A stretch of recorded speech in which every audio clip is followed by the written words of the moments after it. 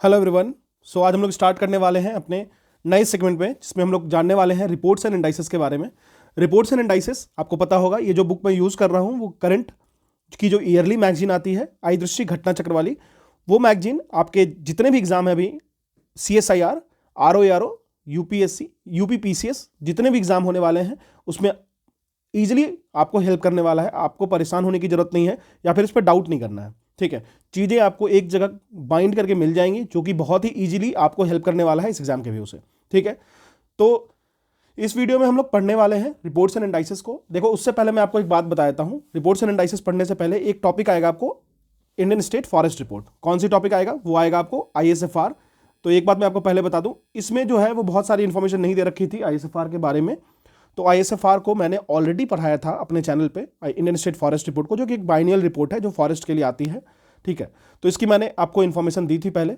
मैं आपको दिखा देता हूँ एक बार कि कहाँ पे वो इन्फॉर्मेशन है, कैसे आप कलेक्ट कर सकते हो। वीडियोस नहीं भी देखना हो तो चलेगा, लेकिन 2 पेजेस की नोट्स PDF और स्क्रीनशॉट मैंने डाला था अपने टेलीग्राम चैनल पे with the same handle ISPC simplified, वहाँ से आप कलेक्ट कर सकते हो। मैं एक बार दिखा देता हूँ आपको, उसके बाद फिर स्टार्ट करते हैं इसको। तो आप देख सकते हो, ये इंडियन स्टेट फॉरेस्ट रिपोर्ट की 2 पेजेस मिलेंगे आपको, जो कि एक बाइनल रिपोर्ट है। सैटेलाइट यूज किया गया था SAT-2, ये सब इसमें मैंने बता दिया है। वीडियोस भी होगी, 10 से 12 मिनट की वीडियोस होगी, आप देख सकते हो। ये दोनों पेज आपको मिल जाएंगे मेरे टेलीग्राम चैनल पे, ISPC simplified with the same handle, तो वहां से कलेक्ट कर लेना। इससे बाहर फॉरेस्ट रिपोर्ट में एक भी क्वेश्चन आपको किसी भी एग्जाम में नहीं देखने को मिलेगा। ठीक है, चलिए अब स्टार्ट करते हैं हम लोग अपने जो भी रिपोर्ट्स एंड इंडाइसेस। चलिए, तो हमारा पहला इंडाइस है, रिपोर्ट्स है NCRB के द्वारा जो लाया गया है 2022 report on crime in India. तो NCRB के बारे में पहले जान लेते हैं, क्योंकि बिना किसी इंफॉर्मेशन के हम लोग आगे बढ़ेंगे नहीं। NCRB national crime record bureau की बात कर रही है। NCRB को सेट किया गया था 1986 में। बेसिकली ये एक फंक्शन करता है एक रिपोजिटरी की तरह। रिपोजिटरी किस चीज़ की? तो रिपोजिटरी ऑफ इंफॉर्मेशन की। किस चीज़ पे? तो क्राइम एंड क्रिमिनल्स पे। तो आखिर इस इंफॉर्मेशन और डिपॉजिटरी से होगा क्या? इस इंफॉर्मेशन एंड डिपॉजिटरी से यही होगा कि इन्वेस्टिगेटर्स जो होते हैं वो आराम से इजीली लिंक कर पाएंगे क्राइम को, जो क्राइम क्रिमिनल्स हैं उनसे, और साथ साथ में रिकमेंडेशन दे सकते हैं कि किस तरीके से काम किया जाए। आखिर ये बनाया किसकी रिकमेंडेशन पे गया था? एक टंडन कमेटी थी, साथ में ही national police commission and ministry of home affair के टास्क फोर्स के अंदर में इसको फॉर्म किया गया था। यह एक पार्ट है MHA की। MHA stand for ministry of home affairs. ठीक है, एक चीज़ और समझिए, MHA की हेडक्वार्टर कहाँ पे है? तो नई दिल्ली में है। नेशनल, देखो, अगर NCRB की बात करें तो ये आपको as a national warehouse भी काम करती है, फिंगरप्रिंट रिकॉर्ड भी रखती है, इसलिए इसको नेशनल वेयर हाउस भी कहते हैं। ठीक है, मतलब उसका उनका फंक्शन इस तरीके का भी होता है। अगर बात करें NCRB 2022 रिपोर्ट की, जो क्राइम्स पे निकला है इंडिया में, यह जो रिपोर्ट है बेसिकली ये ईयर 2022 का रिपोर्ट है, लेकिन इसको पेश किया गया December 3, 2023 को। कुछ की हाईलाइट समझ लेते हैं इस रिपोर्ट की। 2022 में टोटल 58,24,946 58,24,946 कॉग्निजेबल क्राइम्स हुए थे, जिसमें से 35,61,000 जो थे वो IPC क्राइम्स थे, और 22,63,567 जो थे वो स्पेशल एंड लोकल लॉज को वायलेट करते थे। That is special and local laws को किसी रिलेटेड क्राइम्स थे, जो कि अब एक चीज़ में समझ लो, जो ये क्राइम्स रजिस्टर्ड हुए ना वो रजिस्टर्ड क्राइम है। वैसे बहुत सारे क्राइम्स हैं जो रजिस्टर्ड नहीं हुए हैं। हमारे इंडिया में बहुत सारे ऐसे क्राइम्स होते हैं जो रजिस्टर्ड नहीं होते हैं, तो ये सिर्फ रजिस्टर्ड क्राइम की बात हो रही है। कॉग्निजेबल क्राइम्स मैंने ऑलरेडी बता दिया है आपको। इनकॉग्निजेबल क्राइम्स भी इससे पहले वाले वीडियो में मैंने बहुत अच्छे से एक्सप्लेन किया है, तो उस पर टाइम नहीं दूंगा अब। ठीक है, अगर हम लोग देखें इस रिपोर्ट की माने तो ये देयर इज अ डिक्लाइन, एक डिक्लाइन देखा गया है लगभग 4.5% in the registration of cases over the second pandemic year 2021 में जो केसेस था उस केस में देखा जाए उससे तो डिक्लाइन हुआ है लगभग 4.5% का। रजिस्ट्रेशन की बात हो रही है यहाँ पे, जो क्राइम रेट है या क्राइम रजिस्टर हुआ है पर लाख पॉपुलेशन के बाद, वो डिक्लाइन उसमें देखा गया है। पहले 445.9 हुआ था इन 2021 में।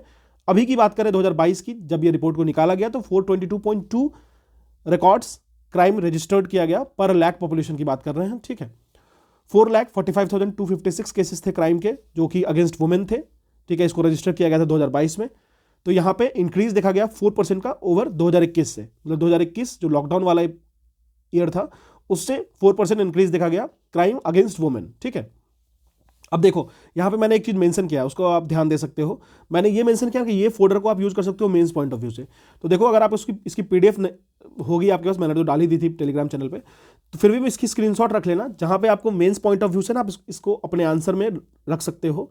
इसको मैंने जहाँ जहाँ भी मेंस की रिक्वायरमेंट है वहाँ मेंस लिख दिया है, जहाँ पे प्रीलिम्स की रिक्वायरमेंट है प्रीलिम्स लिख दिया है। तो आपको ये समझ में आनी चाहिए। हालांकि ये पूरी की पूरी book prelims point of view से तो बहुत ही अच्छी बुक है, ठीक है। अगर हम लोग बात करें साइबर क्राइम्स की, तो उसकी रिपोर्टिंग इंक्रीज हुई है सिग्निफिकेंटली। 24.4% जो था पॉइंट इंक्रीज हुआ है कंपेयर टू 2021। लगभग 65,893 केसेस को रजिस्टर किया गया है।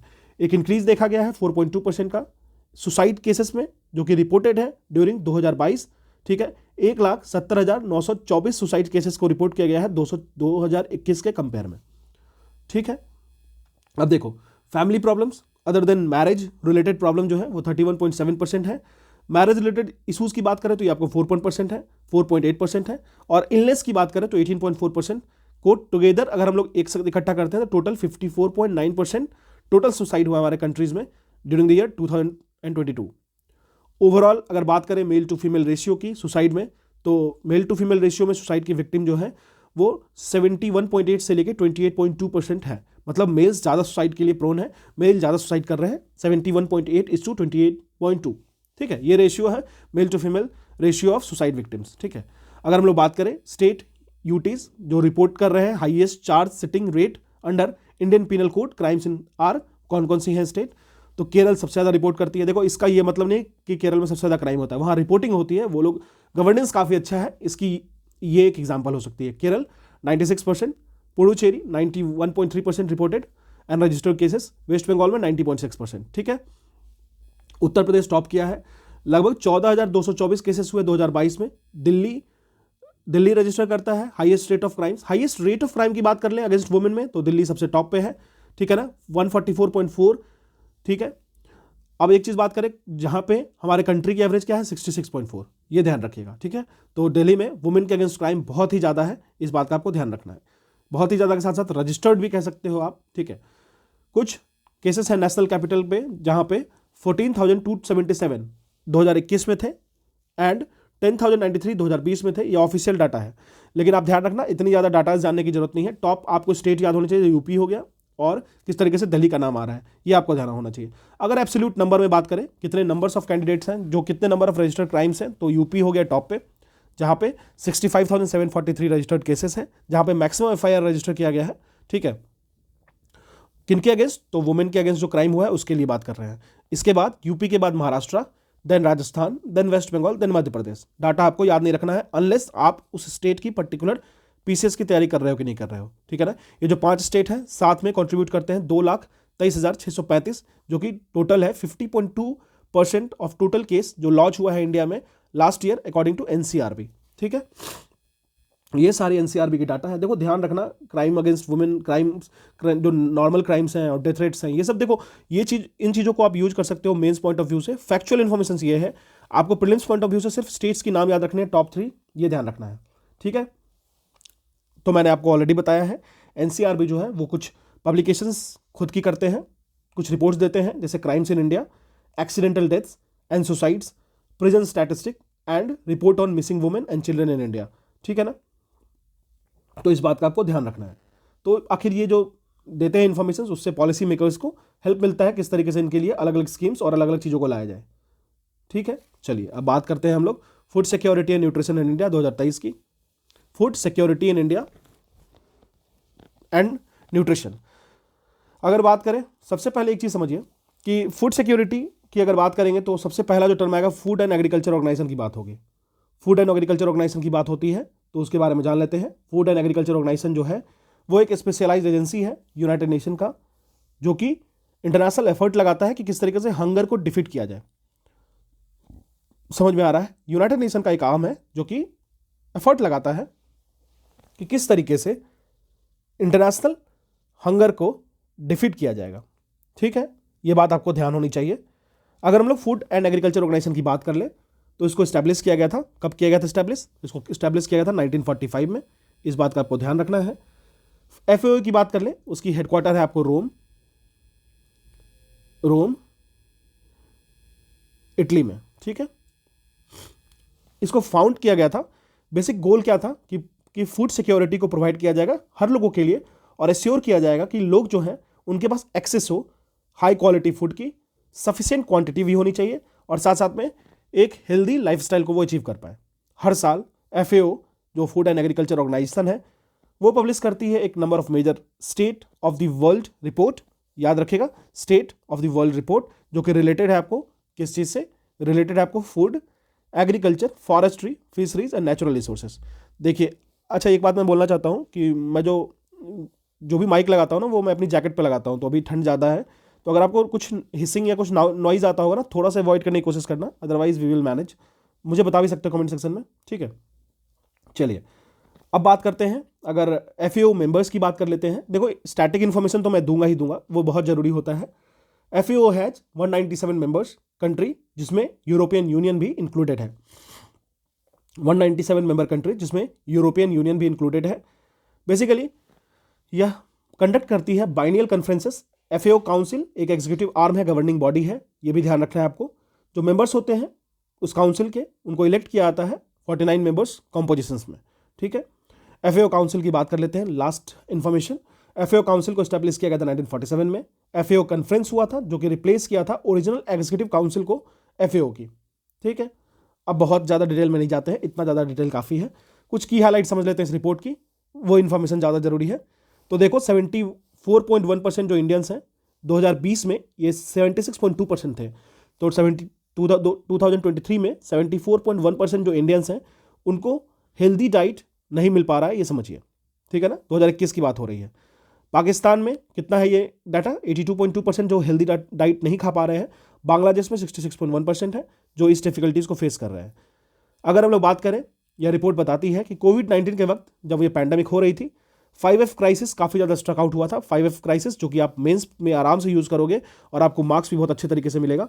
यहाँ पे आप मेंस में यूज़ कर सकते हो जहाँ पे आपको एग्रीकल्चर और फूड एंड हंगर पे लिखना हो, ठीक है। तो 5F क्राइसिस क्या कहती है, 5F क्राइसिस आपको डिपिक्ट करती है उन 5 क्राइसिस के बारे में, food, feed, fuel, fertilisers and finance. ये 5F क्राइसिस आई थी, जो रीजन था वो विटनेस किया आपको एक बहुत ही भद्दा स्टैटिस्टिक, बहुत ही क्रूएल स्टैटिस्टिक को रिलेटेड टू 5F क्राइसिस। अगर हम लोग लेटेस्ट स्टैटिस्टिक की बात करें, इंडिकेट करता है कि इस रीजन में लगभग टोटल रीजन में लगभग 370.7 मिलियन जो है ना वो अंडर नॉरिस्ड लोग हैं, जो अंडर नॉरिस्टमेंट के अंदर जी रहे हैं, ठीक है ना। ये जो टोटल है वो आपको लगभग half of the global total population को रिप्रेजेंट करते हैं, तो आप समझ सकते हो।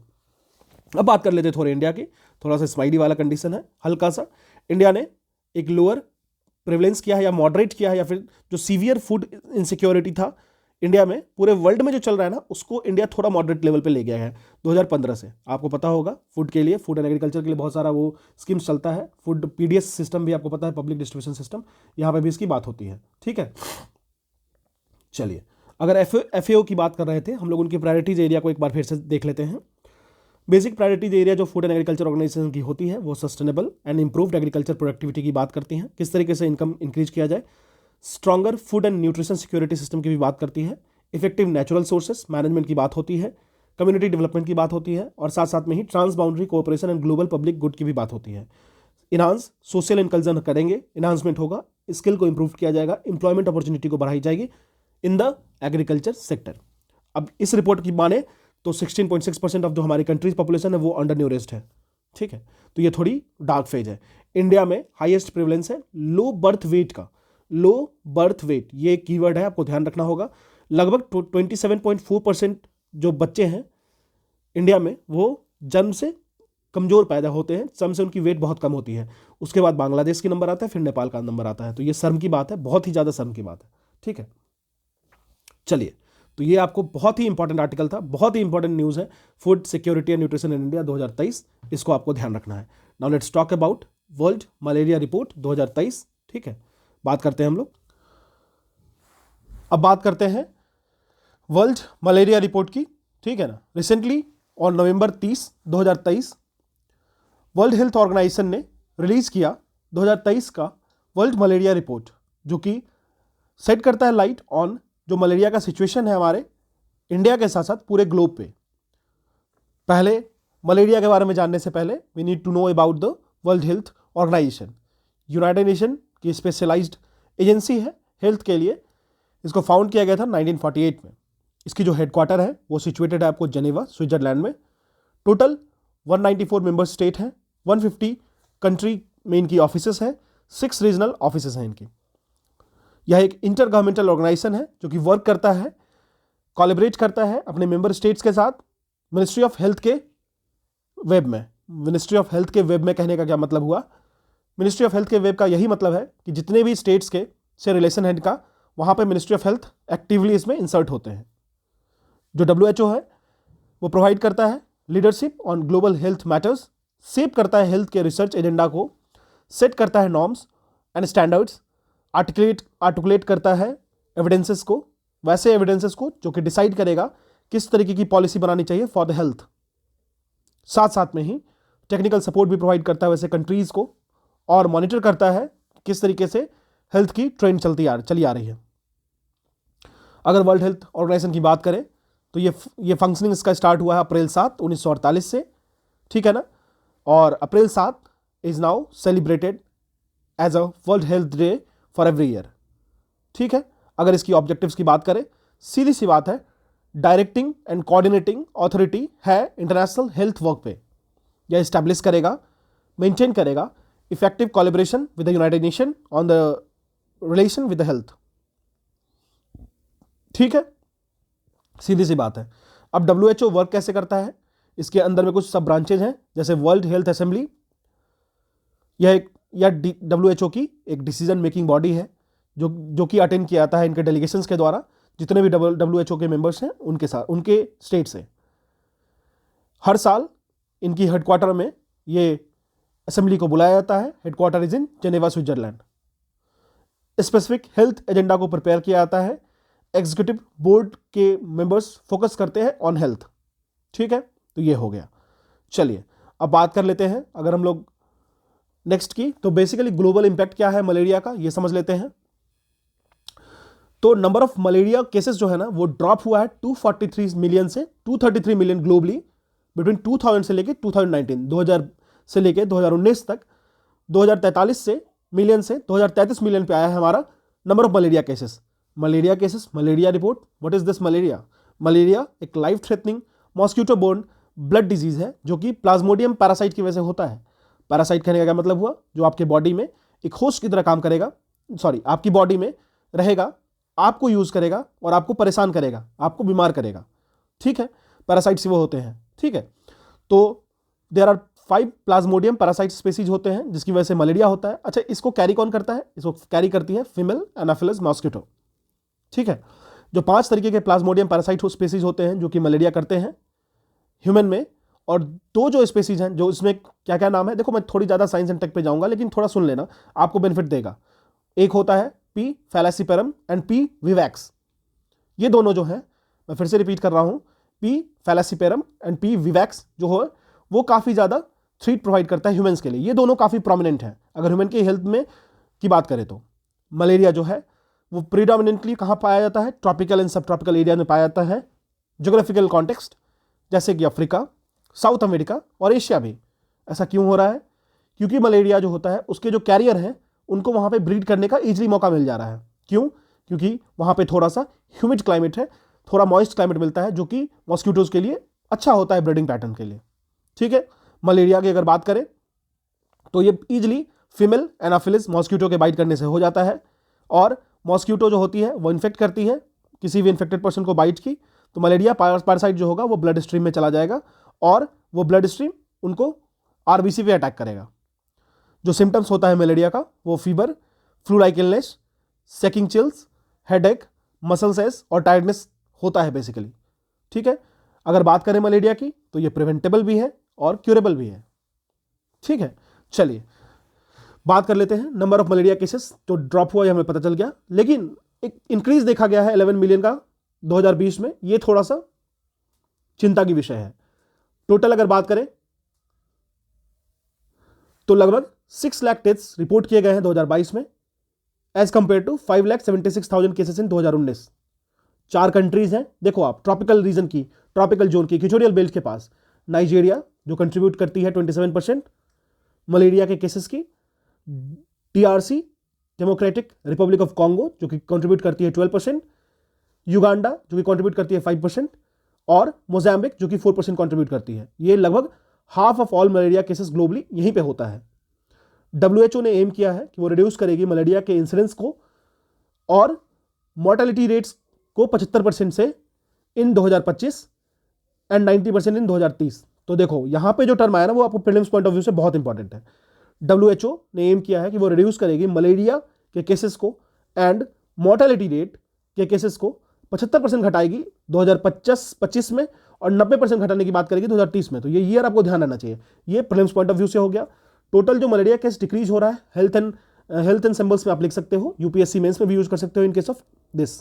ठीक है, चलिए। और दूसरी बात, CSIR एग्जाम वाले पूछते हैं कि ये पढ़ना जरूरी है कि नहीं। आप इसके बारे में, बुक के बारे में जान लो कि ये बुक 100% CSIR के लिए 100% यूजफुल है। चलिए, अगर हम लोग इंडियन कॉन्टेक्स्ट में बात करें, इंडियन सिनेरियो में बात करें, तो जो नंबर ऑफ केसेस हैं डेथ के वो मॉस्किटो बोर्न इन्फेक्शन की वजह से हैं और ये धीरे धीरे घटते ही जा रहा है। मतलब एक अच्छी सी आपको न्यूज़ है ये।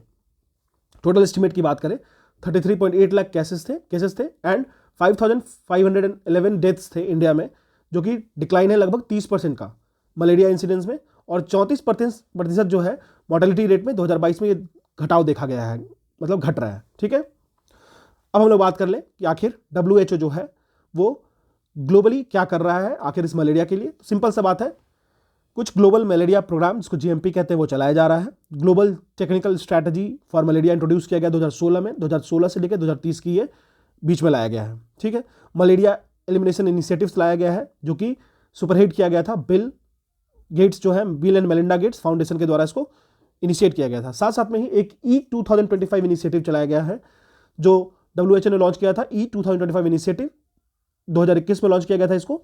यह जो इनिशिएटिव है वो एम करता है किस तरीके से ट्रांसमिशन ऑफ मलेरिया को 25 कंट्रीज में रोकना है 2025 के अंदर अंदर।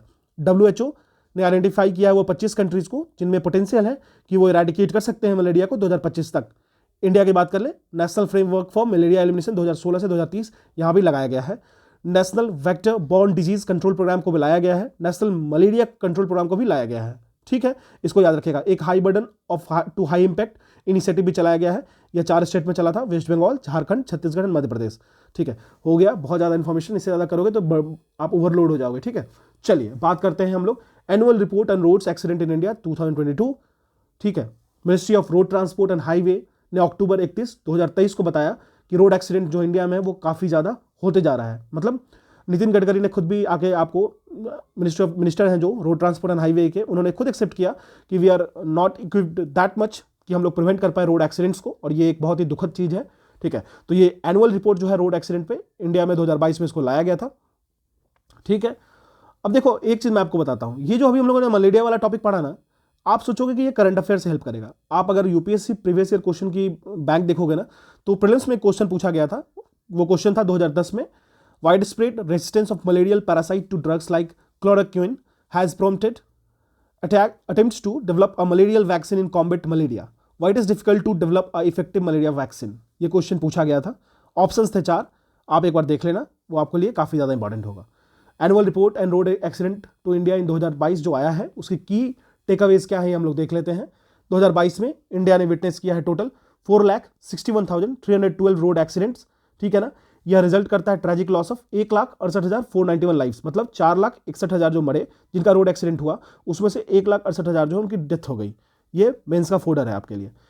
ये जो फिगर्स हैं वो रिप्रेजेंट करता है total 11.9% year on year increase in accident और 9.4% राइज इन फैटलिटीज को। ठीक है, इंडिया के पास highest number of total persons जो है जो मरे हैं रोड एक्सीडेंट की वजह से, पहला इंडिया है, फिर चाइना है और ये यूएसए है। ये आपको प्रीलिम्स पॉइंट ऑफ व्यू से या फिर किसी भी एग्जाम के one liner point of view से काम आने वाला है। वेनेजुएला की बात कर लेते हैं, जहां पे oil port of the world भी है। वो highest rate of person killed है, लगभग 1 लाख पॉपुलेशन में सबसे ज़्यादा डेथ वेनेजुएला में देखा गई है। ठीक है, तमिलनाडु की बात कर लेते हैं, ये रिकॉर्ड करता है highest number of road accidents. अब यहीं से बनेगा क्वेश्चन आपके एग्जाम में, तो आप परेशान मत होना। तमिलनाडु जो है वो रिकॉर्ड करता है highest number of road accident on national highways. ठीक है, फिर मध्य प्रदेश है, फिर तमिलनाडु है। ठीक है, चलिए, तो ये एनएच की बात कर रहे हैं तो तमिलनाडु हो गया 2022 में। फिर एमपी फॉलोज तमिलनाडु को फॉलो करता है, फिर मध्य प्रदेश जो कि लगभग 54,432 एक्सीडेंट हुई है वहां पे। ठीक है, तो आपको फिगर्स एंड डेट्स याद रखने की जरूरत है। टॉप 3 टॉप 2 याद रखना है। यूपी की बात कर ले, ये रिपोर्ट करती है हाईएस्ट नंबर ऑफ फैटलिटीज, सबसे ज्यादा highest number of fatalities UP के केस में होता है। नंबर की बात कर रहे हैं और ये नंबर है 22,595 जो कि 13.4% है, और ये रोड एक्सीडेंट की बात चल रही है। तमिलनाडु सेकंड आता है नंबर की बात हो रही है, नंबर ऑफ फैटिलिटीज़ की, देखो तो ये 17,884 फैटिलिटीज़ थे जो कि 10.6% था। ठीक है, अगर बात करें जो एक्सीडेंट्स हैं वो डिस्ट्रीब्यूट है across different road, national highway है, स्टेट हाईवे, अदर रोड्स हैं, उसमें कितने कितने एक्सीडेंट्स हुए, ये एक स्टैटिस्टिक है जो बताएगा कि किस तरीके से लोगों को काम करना पड़ेगा। ठीक है, चलिए तो देखिए नेशनल हाईवेज की बात कर लेते हैं, जिसमें आपको एक्सप्रेसवेज को भी इंक्लूड करना पड़ेगा। टोटल कितने 32.9% जो फैटिलिटीज़ हैं वो यहाँ पे हुए हैं। ठीक है, स्टेट हाईवे की बात कर ले 23.1%, अदर रोड्स की बात कर ले तो 43.9%। यंग एडल्ट्स जो हैं मोस्टली 18 से लेके 45 साल के जो बच्चे हैं या जो यंग हैं वो ज़्यादा इस पोर्शन में इन्वॉल्व है, जो कि 66.5% है रोड एक्सीडेंट के विक्टिम में। सबसे ज़्यादा इनका ही नाम है, सबसे ज़्यादा इनका ही कॉन्ट्रीब्यूशन है, मतलब आप समझ सकते हो fateful contribution. Brasilia declaration on road safety, अब यही पूछेगा करंट अफेयर में कि Brasilia declaration is related to which, तो ये रोड सेफ्टी से रिलेटेड है, ये आपको ध्यान रखना है। ये जो डिक्लेरेशन है वो साइन किया गया था, second global high level conference हुआ था रोड सेफ्टी पे, जो कि हेल्ड किया गया था ब्राजील में। इंडिया जो है इसकी सेक्रेटरी है इस डिक्लेरेशन की, ये ध्यान रखना है आपको। क्लियर है, तो अब बात करेंगे हम लोग इंडिया एजिंग रिपोर्ट 2023 की। इंडिया एजिंग रिपोर्ट 2023 की अब बात करते हैं हम लोग इंडिया एजिंग रिपोर्ट 2023 की। बेसिकली इंडिया एजिंग रिपोर्ट जो है ना वो रिलीज किया गया था रिसेंटली सितंबर 27, 2023 को। प्रिपेयर किसके द्वारा किया जाता है, यूएनएफपीए के द्वारा किया जाता है। UNFPA stand for United Nation Population fund India, ठीक है ना, UNFPA United Nation Population fund, ठीक है ना। साथ साथ में कोलैबोरेट किया था with the international institute of population science को IIPS कहते हैं उसके साथ। अगर बात करें यूएनएफपीए की तो यह एक सब्सिडरी ऑर्गन है यूनाइटेड नेशन असेंबली की, जो कि वर्क करती है sexual and reproductive health agency के एम्बिट में, ठीक है ना। यूएन साथ साथ अगर हम लोग बात करें यूएनएफपीए के बारे में, यूएनएफपीए के एम्बिट में UN economic and social council, जिसको आप इकोसॉक भी कहते हैं, ये उसके मैंडेट में आती है। अगर हम लोग इसके एस्टेब्लिशमेंट की बात करें तो इसको एस्टेब्लिश किया गया था एक ट्रस्ट फंड की तरह 1967 में, और ये अपनी ऑपरेशन स्टार्ट करती है 1969 में। इन 1987 इसको ऑफिशियली रीनेम कर दिया गया United Nation Population Fund, but the original abbreviation था UNFPA for the United Nation Fund for Population Activities, ठीक है। चलिए अगर इसकी ऑब्जेक्टिव की बात कर लेते हैं तो यूएनएफपीए जो होता है वो डायरेक्टली वर्क करता है कि किस तरीके से टैकल किया जाए सस्टेनेबल डेवलपमेंट गोल्स SDG, जो हेल्थ से रिलेटेड होगा SDG, इसको SDG 3 कहते हैं।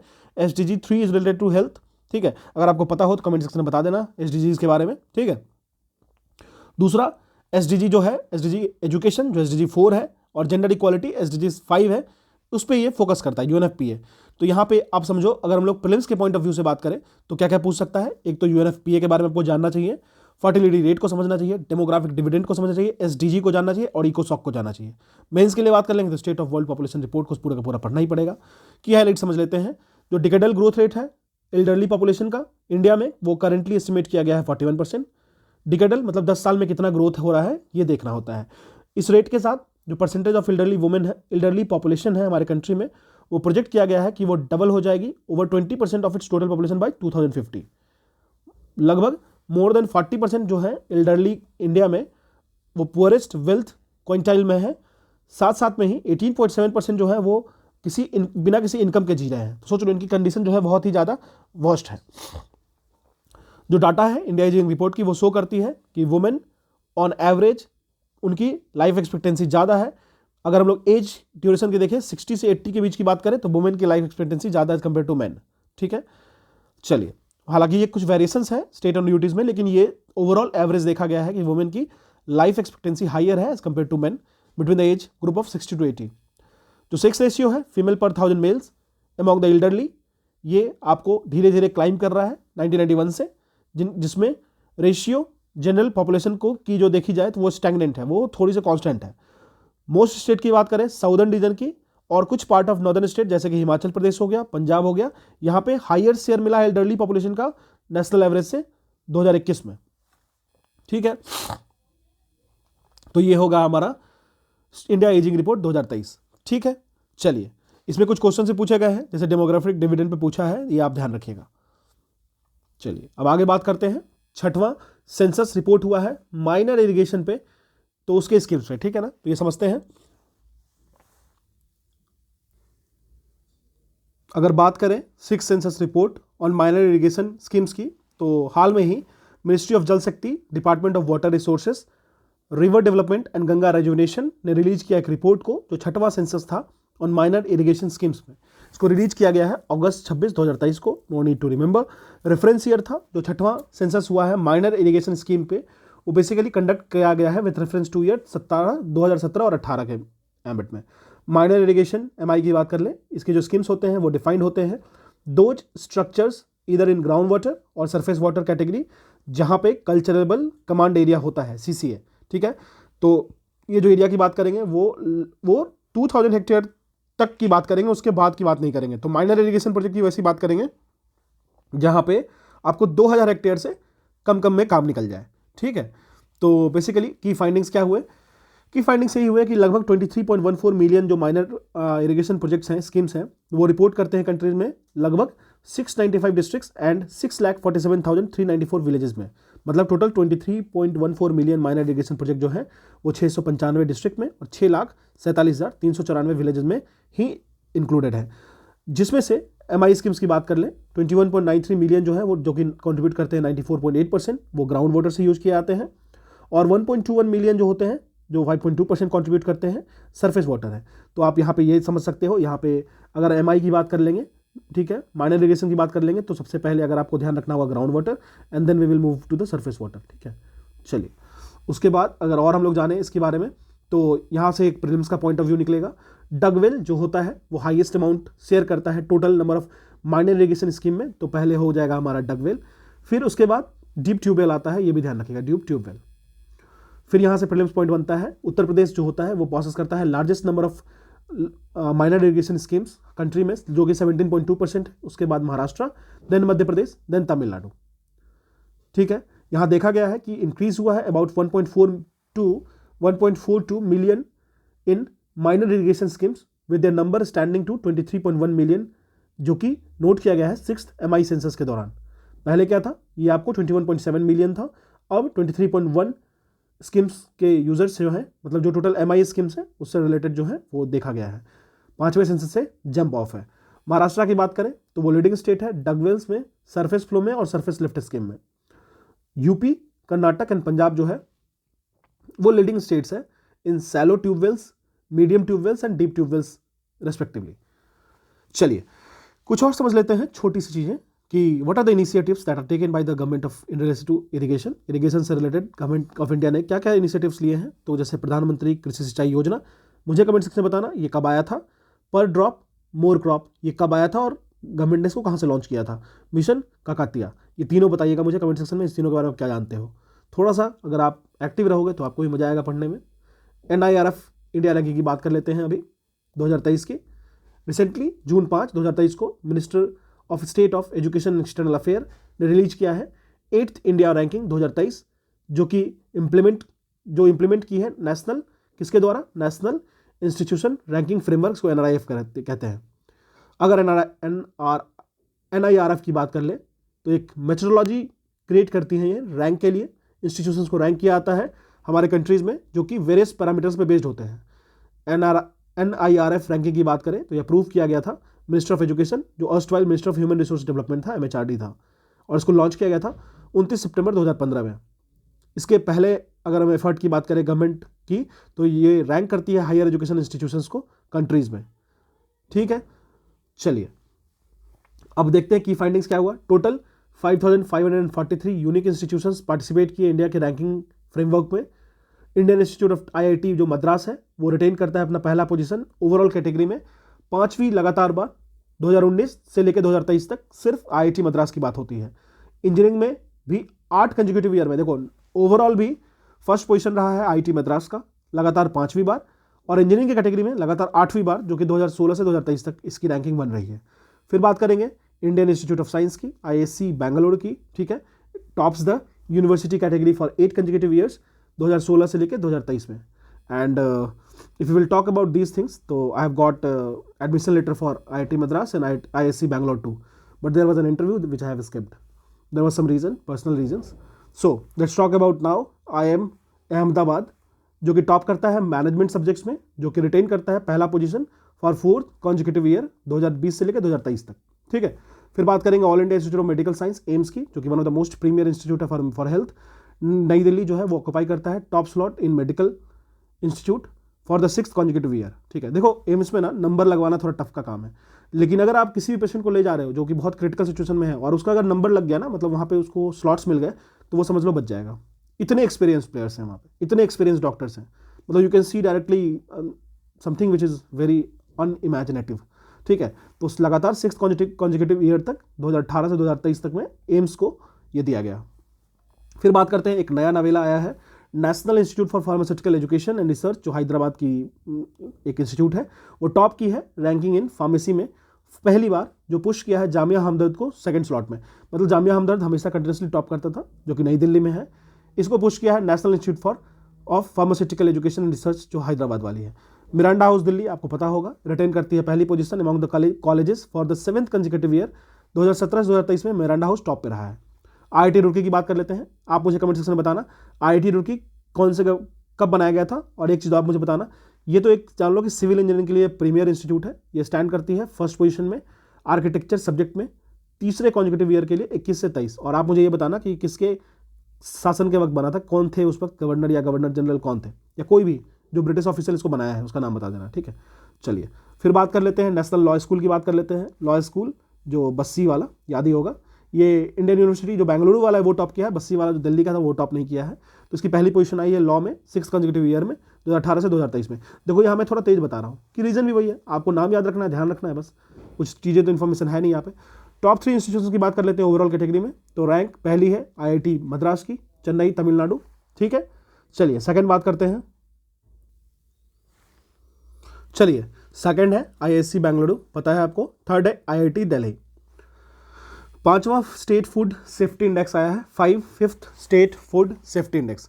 तो स्टेट फूड सेफ्टी इंडेक्स की बात कर ले, ये आपको लाया गया है ministry of health and family welfare के द्वारा, ये रिलीज किया गया, उसके द्वारा रिलीज किया गया 5वां food safety index for the year 2022-23। ठीक है ना, बेसिकली ये जो ओकेजन था वो वर्ल्ड फूड सेफ्टी डे का था, जो कि विज्ञान भवन में इनिशिएट किया गया था। 5वें फूड सेफ्टी इंडेक्स की बात करें, जिसको SI कहते हैं, ये रिलीज किया गया था जून 7, 2023 को, वर्ल्ड फूड सेफ्टी डे के दिन। रिलीज किसके द्वारा किया गया था, तो रिलीज किया गया था आपको food safety and standard authority of India के द्वारा, FSSA के द्वारा, AI के द्वारा, फाशी के द्वारा। ठीक है, फशाई कहते हैं, फांसी कहते हैं, इट्स ओके। चलिए अब अगर बात कर ले तो पहला SI जो food safety and standard authority of India का जो वो है स्टेट फूड सेफ्टी इंडेक्स, वो कब आया था, वो आपको आया था जून 7, 2019 को। इसके की हाईलाइट्स क्या है, ये आपको प्रीलिम्स पॉइंट ऑफ व्यू से या फिर यहाँ से क्वेश्चन आपको देखने को मिलेंगे। जो कैटेगरी और यूटीज़ में अगर हम लोग बात करें तो जम्मू एंड कश्मीर, दिल्ली, फिर चंडीगढ़, रैंक 1, 2 एंड 3। फिर अगर हम लोग स्मॉल स्टेट्स की बात कर ले तो यहाँ पे गोवा, मणिपुर एंड सिक्किम। तीसरी बात कर ले लार्जर स्टेट्स की कैटेगरी में, तो यहाँ आपको केरल, पंजाब एंड तमिलनाडु, ये तीनों है। तो आपको कम से कम 2 तो याद होना ही चाहिए, टॉप 2 तीनों का। ठीक है, तो ये ध्यान रखिएगा। अब बात करते हैं हम लोग one of the most premier report की, जो कहते हैं इंडिया की जस्टिस रिपोर्ट 2022। ठीक है, इंडिया जस्टिस रिपोर्ट जो है वो रैंक करती है पुलिस फोर्स को, स्टेट बेस्ड और वेरियस इंडिकेटर्स को, जैसे कि वैकेंसीज हो गए, जो डिफरेंट सेक्शन स्ट्रेंथ होते हैं किसी भी पर्सनल के जो रिप्रेजेंट करते हैं women, representation of women and schedule caste को और शेड्यूल ट्राइब को कम्युनिटीज़ में। तो ये सारे जो चीज़ होते हैं ना, इसमें जस्टिस की बात आती है कि किस तरीके से एक तो रिप्रेजेंटेशन भी जस्टिस को इंडिकेट करता है, साथ साथ में जो डिफरेंट वेरियस इंडिकेटर्स हैं वो भी उसको बताता है। अगर IJR की बात करें, इंडिया की जस्टिस रिपोर्ट की बात करें, तो कर्नाटका ने अचीव किया है top rank. 18 large and mid size state की बात में कर्नाटका ने टॉप किया है इन डिलीवरी ऑफ जस्टिस की, जिसकी पॉपुलेशन 1 करोड़ से ज़्यादा है। तमिलनाडु की रैंक किया है 2nd पोजीशन पे, तेलंगाना 3rd है, और यूपी की जो रैंक है वो 18th है, जो कि सबसे लोएस्ट है। IJR की बात कर लेते हैं। IJR that is India justice report, तो ये एक इनिशिएटिव है, किसके द्वारा चलाया जाता है ये इनिशिएटिव चलाया गया है आपको टाटा ट्रस्ट के द्वारा, लेकिन कोलैबोरेशन किया गया है with centre for social justice, ठीक है, एंड कॉमन कॉज, और उसके साथ साथ कॉमनवेल्थ ह्यूमन राइट इनिशिएटिव के साथ। यह सबसे पहले बार पब्लिश किया गया था 2019 में। यह असिस्ट करता है परफॉर्मेंस स्टेट्स का in term of justice delivery, consider करता है डिफरेंट पैरामीटर्स को, जैसे पुलिस हो गया, जुडिशियरी हो गया, प्रिजन्स हो गया, लीगल एड हो गया, और बहुत सारे ओवरऑल पैरामीटर्स को चेक करता है। ठीक है, ये बेसिक चीज़ें हो गई। अगर हम लोग और देखें तो ये मैंने ऑलरेडी बता दिया आपको। एक और इसमें एक्स्ट्रा इन्फॉर्मेशन है, वो इन्फॉर्मेशन ये है कि बिहार की रैंक 16th है, ठीक है। 18th आपको यूपी की पता चल गई। और अगर हम लोग बात करें large and mid size state में, तो 1 है कर्नाटक, 2nd है तमिलनाडु, 3rd है तेलंगाना। स्मॉल स्टेट की बात कर लेते हैं तो पहला सिक्किम, फिर अरुणाचल और त्रिपुरा। ये आपको पूरा याद रखना है एकदम 100%, इसको आप भूल नहीं सकते हो, ठीक है। चलिए अब हम लोग all India survey on higher education की बात करते हैं। इसको आईसी कहते हैं, AISHE 2020-2021 में किया गया था। ये रिसेंटली जनवरी 2023 को मिनिस्ट्री ऑफ एजुकेशन ने रिलीज किया है all India survey on higher education. इसको AISHE कहते हैं। मिनिस्ट्री ने बेसिकली इसको कंडक्ट करवाया था ऑल इंडिया सर्वे को 2011 से, ठीक है। की हाईलाइट की बात कर लेते हैं तो स्टूडेंट इनरोलमेंट की सबसे पहले बात होगी। जो टोटल इनरोलमेंट है हायर एजुकेशन में वो इंक्रीज हुआ है। 4.13 करोड़ 2021 में हुआ था, 3.85 करोड़ 19-20 में हुआ था। तो increase, there is a slight change, 3.85 crore to 4.13 crore in 2021। Female enrolment की बात कर लेते हैं, वो इंक्रीज हुआ है आपको 2.01 करोड़ से फ्रॉम 1.88 करोड़ इन 1920। तो ये सारा आपका मेंस का फोल्डर है, प्रीलिम्स में भी काम आ सकता है, और जो बेसिक एग्जाम होने वाला उसमें तो आएगा ही आएगा, ठीक है। जो परसेंटेज होता है फीमेल एनरोलमेंट का टोटल एनरोलमेंट में, वो इंक्रीज हुआ है। 45% था 14-15 में, अराउंड 49% हो गया 20-21 में। अगर हम लोग 2011 पॉपुलेशन प्रोजेक्शंस की बात करें तो 18 से 23 ईयर्स के एज ग्रुप के ग्रॉस एनरोलमेंट रेशियो की बात कर लेते हैं, वो इंक्रीज हुआ है आपको 27.3, 25.6 था 19-20 में और 27.3 हो गया है। फीमेल ग्रॉस एनरोलमेंट रेशियो की बात करें, वो उन्होंने ओवरटेक कर दिया है मेल ग्रॉस एनरोलमेंट रेशियो को 2017-18 से। मतलब फीमेल ज़्यादा इन्वॉल्व हो रही हैं, इनरोल हो रही हैं in the situations where we need to know student enrolment की कंडीशन की बात हो रही है। अगर हम लोग जनरल पैरिटी इंडेक्स की बात करें GPI की, तो वो the ratio of female GER to male GER इसको कहते हैं। मतलब gross enrolment ratio of female by male वो भी इंक्रीज हुआ है, 1 था पहले, ठीक है। मतलब 1 फीमेल, जितने मेल होते थे उतने फीमेल की बात करते हैं 17-18 में। अभी की बात कर लेते हैं 1.05 हो गया है 2020-21 के केस में। यहां पे आपको क्वेश्चन आएगा एग्जाम में, क्या उत्तर प्रदेश, महाराष्ट्र, तमिलनाडु, मध्य प्रदेश, कर्नाटक एंड राजस्थान, ये टॉप 6 स्टेट्स है जहां पे नंबर ऑफ स्टूडेंट एनरोलमेंट बढ़ा है काफी। तो आपको टॉप 3 याद रखना है, उत्तर प्रदेश, महाराष्ट्र एंड तमिलनाडु, ठीक है। कुछ number of institutions, highest number of universities हैं राजस्थान में 92, यूपी में 84 और गुजरात में 83। टॉप 8 डिस्ट्रिक्ट्स अगर हम लोग बात करें हाईएस्ट नंबर ऑफ कॉलेजेस की, तो बैंगलोर अर्बन सबसे ज्यादा कॉलेज है 1058, फिर जयपुर है, फिर हैदराबाद है, फिर पुणे, फिर प्रयागराज, ठीक है। इंडियन स्टेट फॉरेस्ट रिपोर्ट की बात कर ले, मैंने बहुत ही अच्छे तरीके से पढ़ा है, 6-7 मिनट की वीडियो होगी, मैं टेलीग्राम पे डाल दूंगा। उसकी जो पेज होती है, जो 2 पेज की नोट्स है, वो भी डाल दूंगा, वहां से देख लेना। यहाँ पे कुछ भी नहीं है, ठीक है। दिस इज ऑल अबाउट, आप देख सकते हो रिपोर्ट्स एंड इंडाइसेस। तो ये आपको काफी, इसके बाद हम लोग स्टार्ट करने वाले हैं साइंस एंड टेक, फिर चलेंगे एनवायरमेंट सेगमेंट में, फिर चलेंगे इंटरनेशनल रिलेशन पे, फिर पढ़ेंगे वन लाइनर जो दे रखा है इसमें वो, उसके बाद सारे सेगमेंट करेंगे, ठीक है। This is all about. और अगर आपको ये कंटेंट अच्छा लगा तो आप शेयर करो, सब्सक्राइब करो और इसको उनके साथ शेयर करो जिनको रिक्वायर्ड है। Thank you.